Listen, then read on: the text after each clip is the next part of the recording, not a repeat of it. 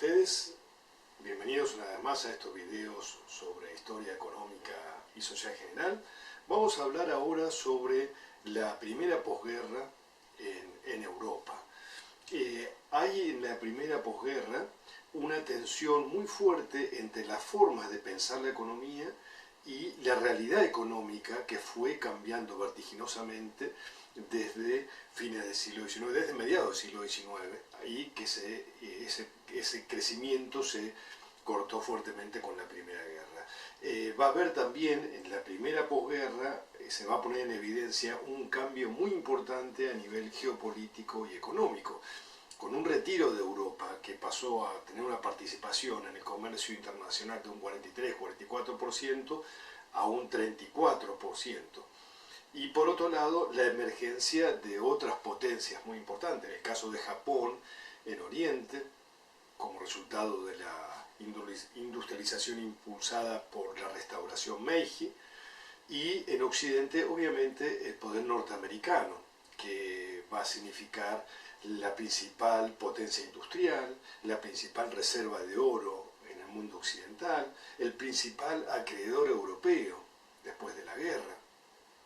Además, Europa va a sumar problemas con el tratado derivado del Tratado de Versalles, que puede ser pensado como una mesa de tres patas, ¿sí? En primer lugar, la creación de 9 estados nuevos, la mayor reconfiguración de la geografía política de Europa. Estos estados se van a crear a partir de los restos del viejo imperio austrohúngaro, del otomano y de lo que quedaba del imperio ruso. Se van a crear entonces Letonia, Yugoslavia, Checoslovaquia, Australia, Hungría, Polonia, Finlandia, Estonia, Lituania, todos zonas que antes conformaban los viejos imperios, como dije recién.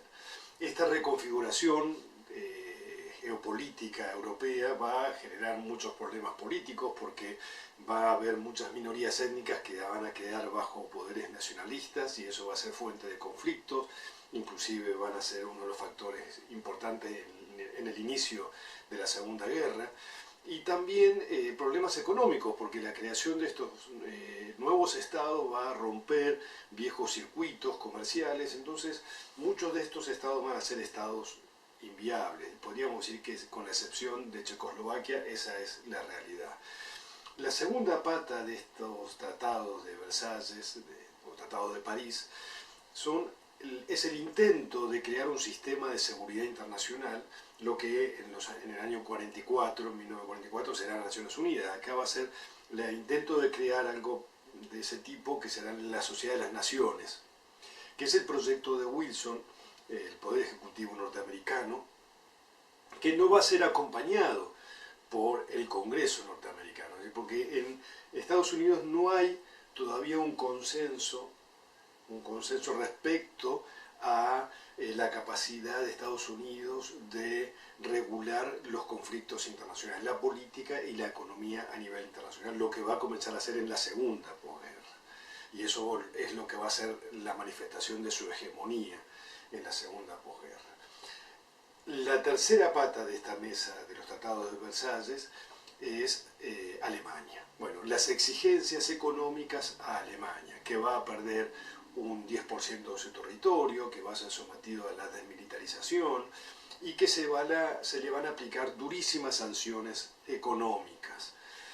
Bueno, en esos tratados de Versalles, el que va a acompañar al primer ministro británico va a ser un joven economista llamado John Maynard Keynes, y él va a anticipar en un texto que habla sobre los costos económicos de la paz, que esas sanciones económicas que se le va a imponer a Alemania pueden llegar a ser el origen de la Segunda Guerra, lo cual de alguna manera es lo que sucedió, porque Alemania va a leer esos tratados de Versalles en clave de humillación, en clave de momento vergonzoso para Alemania, y ese va a ser el discurso que va a ir tomando cada vez más cuerpo en el nacionalismo alemán y sobre todo en el Partido Nacional Socialista de Hitler. Inmediatamente que termina la guerra, al año siguiente, esa demanda contenida en tiempos de guerra va a comenzar a liberarse y va a haber entonces un momento de expansión económica en 1919 que va a presionar en términos generales sobre la estructura productiva y va a generar ciertas tensiones inflacionarias, ¿sí? Porque los gobiernos van a tener una visión muy positiva, muy optimista de esta situación y van a promover políticas expansivas en términos crediticios, en términos impositivos, en términos monetarios y, reitero, las consecuencias de esto van a ser estampidas inflacionarias, ¿sí? De manera que ese boom de la primera posguerra, 1919-1920, ya va a terminar. 1921 va a terminar con la caída del PBI europeo, con la caída de las monedas.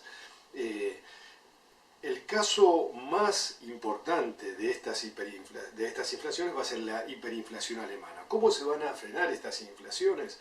Bueno, con la intervención del Estado.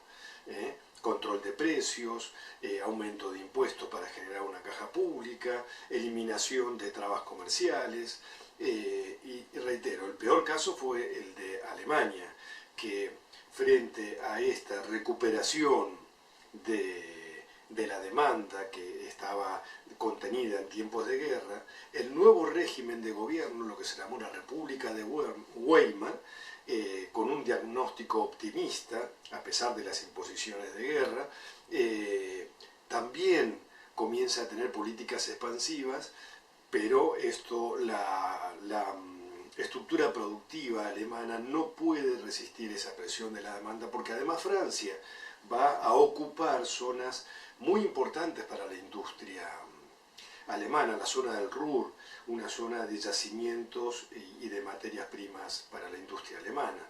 Entonces, ¿cuál va a ser la solución para esta hiperinflación alemana en 1922-1923? Bueno, la intervención norteamericana, con lo que se va a llamar el plan Dawes, porque Estados Unidos comienza a tomar conciencia de esto que había planteado Keynes, de que es imposible reclamarle el pago de las imposiciones a un país que a la vez es sometido a la pobreza. Entonces, no hay posibilidad de pago de imposiciones sin desarrollo, sin crecimiento económico.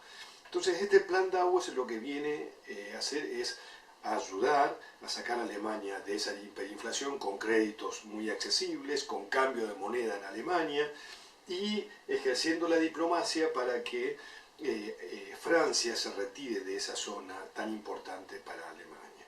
O sea, algunas cuestiones muy importantes que quedan como conclusión sobre esta primera posguerra.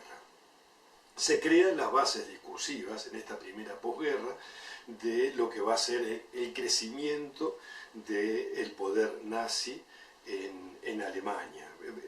Al leer a Versalles en clave de humillación alemana y todo un discurso antiliberal y antidemocrático y muy autoritario.